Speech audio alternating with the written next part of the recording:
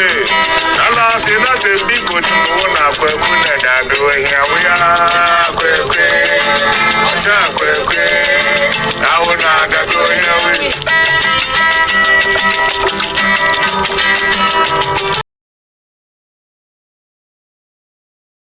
Ananse's stomach begins to pain him, because he was very hungry after capturing the python, and he needs 3 more live creatures to capture.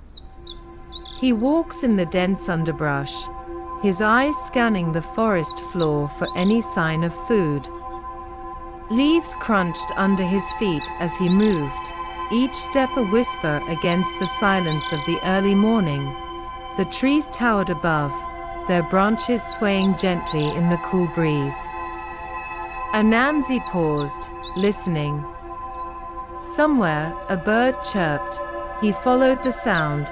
His hunger became too serious. He spotted a bush heavy with berries, dark and plump.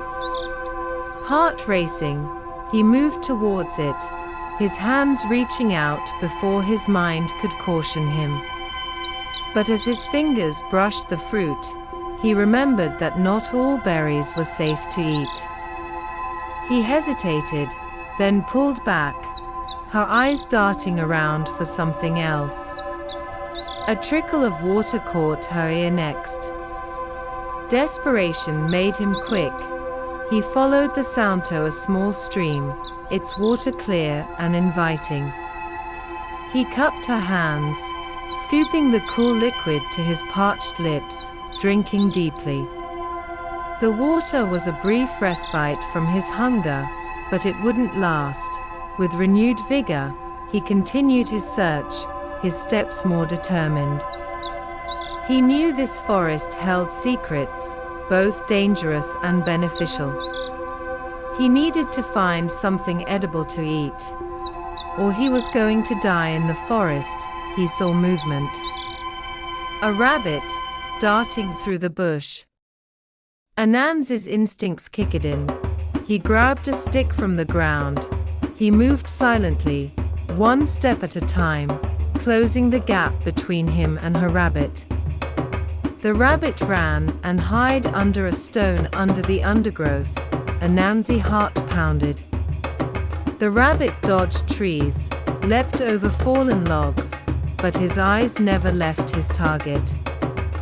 But the rabbit was quick, its knowledge of the forest superior.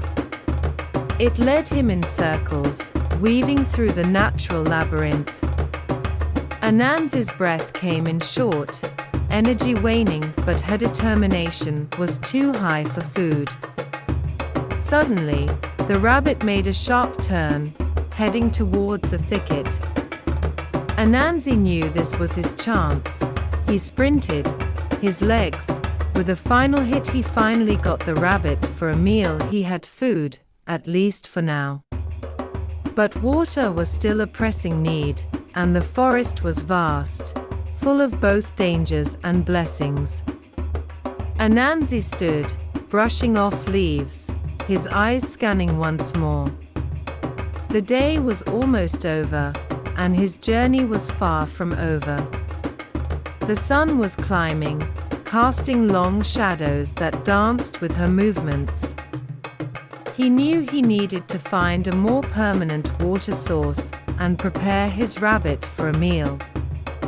All this while he was trying to keep his promise to the people in his village and the king, and also capture the living creature required by God in exchange for wisdom.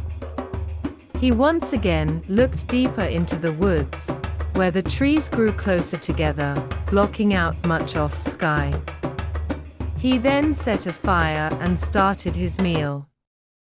After eating and gaining more strength, he listened intently, his ears tuned for the sound of water.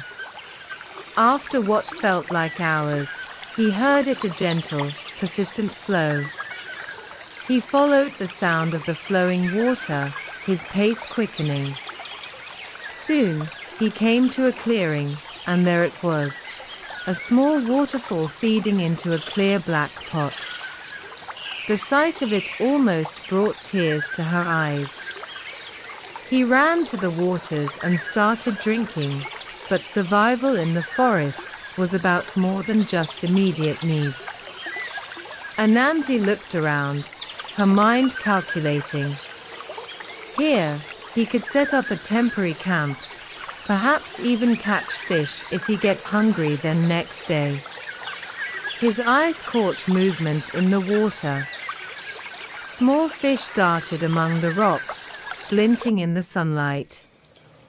An idea formed, his hands already moving to gather materials, sticks, vines, anything he could use to craft a tool for fishing.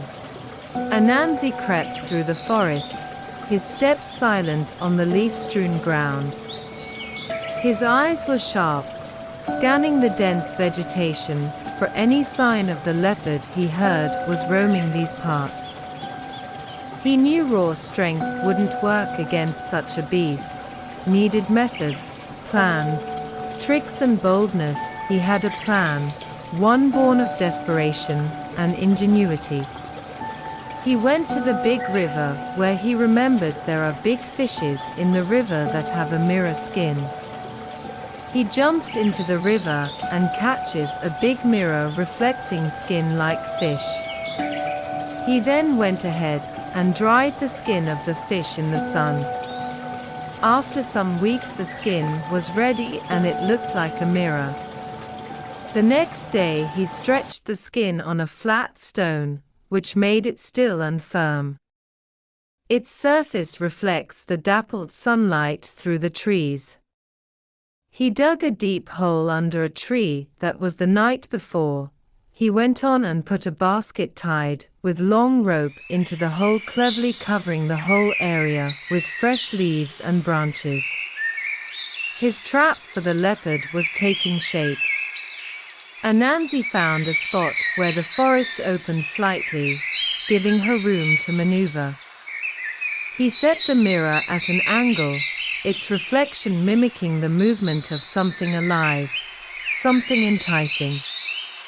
Then, he retreated to hide, his eyes locked on the trap. Time passed in silence until, finally, the leopard appeared. Its golden coat shimmered as it moved with predatory grace, its eyes narrowing at the strange light walking towards the mirror. The mirror did its job, the reflection catching the leopard's attention, pulling it closer with each careful step. The leopard circled the area, its curiosity piqued. With each step, the leopard moved closer to the hole.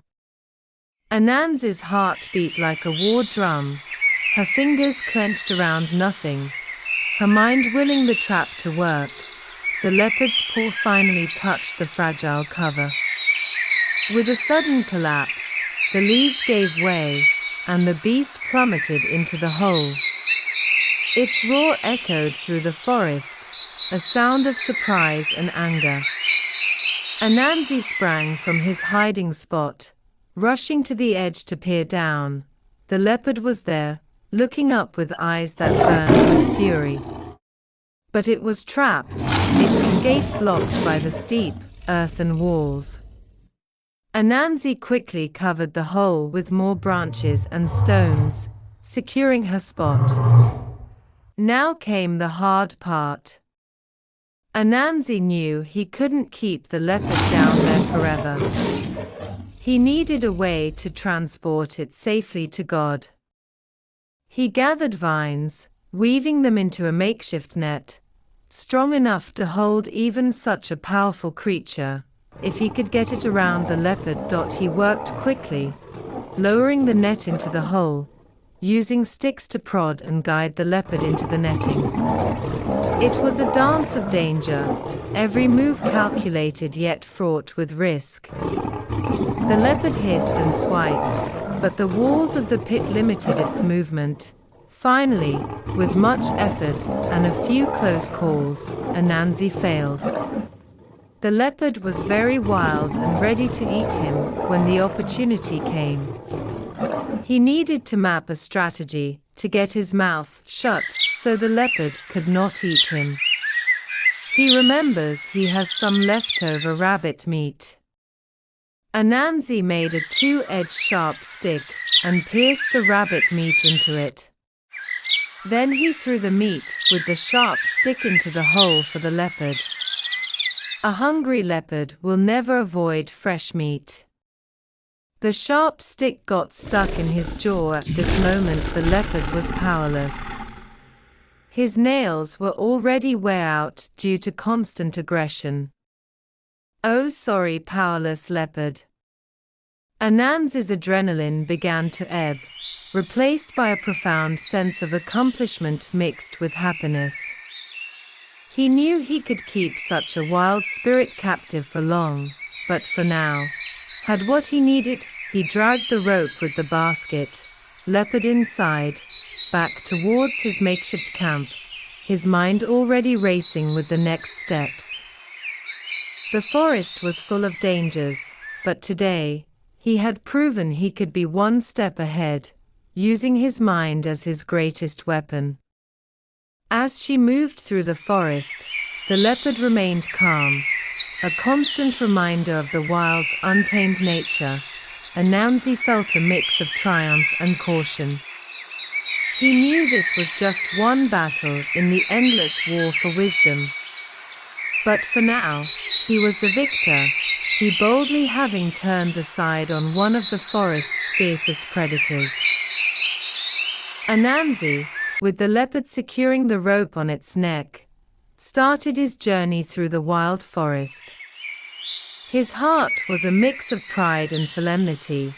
He had captured one of nature's most formidable creatures, and now he was on his way to present it before God to prove he needed wisdom. The path was rough, roots and rocks making each step a challenge, but his resolve was firm. He tied a rope on the leopard's neck. The leopard, though captured, was still a force to be reckoned with, its growls a constant reminder of the danger Ananse had tamed.